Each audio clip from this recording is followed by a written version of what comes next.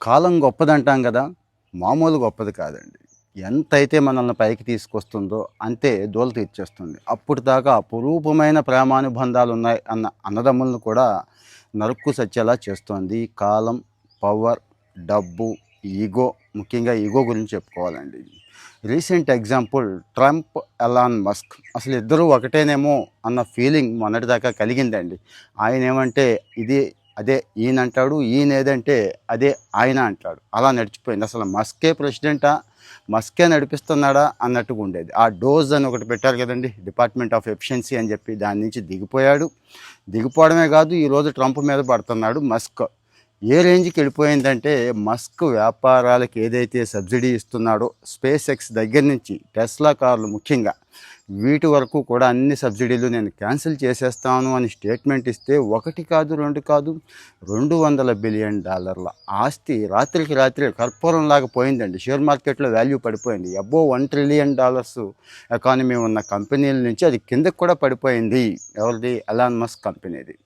ఇక ట్రంప్కు జరగలేదు ఏ నష్టం, ట్రంప్ రాజకీయాల్లో ఉన్నాడు కదా అని మనం అనుకుంటున్నాం. కానీ మస్క్కి మామూలు పాపులారిటీ కాదండి. ఇది ప్రపంచం అంతా ఉన్నారు ఎలాన్ మస్క్కి. ఇప్పటికి కూడా మన కుర్రాళ్ళల్లో కానీ మంచి తెలివిగల వాళ్ళల్లో కూడా మస్క్ అంటే భలే అభిమానం చాలామందికి. ఇంకా ట్రంప్ గురించి ప్రత్యేకంగా చెప్పక్కర్లేదు. నా అమెరికా అని, అంటే అమెరికా కోసమే పాటుపడుతున్నాను, అమెరికా కోసమే నిర్ణయాలు తీసుకుంటున్నాను, ఇద్దరు కలిసి అమెరికా బాగుంటే చాలు, అమెరికన్స్ బాగుంటే చాలు, మిగిలిన ప్రపంచం అంతా సంకనాకిపోయినా పర్వాలేదు అన్న, ఒకవేళ అదే పాపమైందేమో, అంత స్వార్థం ఇలా తీసుకొచ్చిందేమో అని డౌట్ వస్తూ ఉంటుంది. తేడా వచ్చింది. ట్రంప్ ఏదో బిల్ పెట్టాడు ఖర్చులకు సంబంధించి, గవర్నమెంట్ ఏమో బిల్ తగ్గించుకుందాం అనుకుంటే నువ్వేంటి మళ్ళీ ఇలాంటి బిల్ పెట్టావు, నేను ఉండనని చెప్పి మస్క్ బయటకు వచ్చేసాడు. వచ్చినోడు వచ్చినట్టు ఉన్నాడా అంటే మళ్ళీ ట్రంప్ మీద పడుతున్నాడు. ఏమో భవిష్యత్తులో మస్క్ కూడా మళ్ళీ అమెరికన్ ప్రెసిడెంట్ అవుతానంటాడేమో. అమెరికన్స్ ఇలాంటి వాళ్ళని కూడా ఎంకరేజ్ చేస్తారండి. అంటే మస్క్ ఎఫిషియన్సీ కూడా ఉంది. ఒకటి కాదు, రెండు కాదు, ఎన్ని పనులు చేస్తూ ఉంటాడో చూడండి. ఇక్కడ చూడండి, ఏది శాశ్వతం కాదు అంటాం కదా, ఇదే ఎగ్జాంపుల్ అండి. వాళ్ళంటే అంత పవర్ఫుల్ కాబట్టి తట్టుకోగలుగుతున్నారు.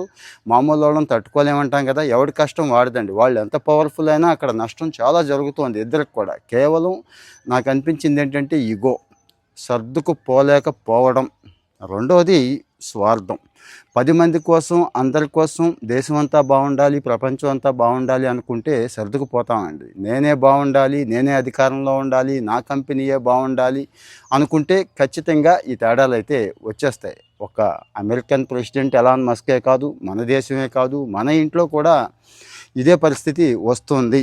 ఏమంటారు మీరు? కామెంట్లో మీ ఒపీనియన్ చెప్పండి. ఇంకా ఏమైనా నేర్చుకోవచ్చా ఇక్కడి నుంచి?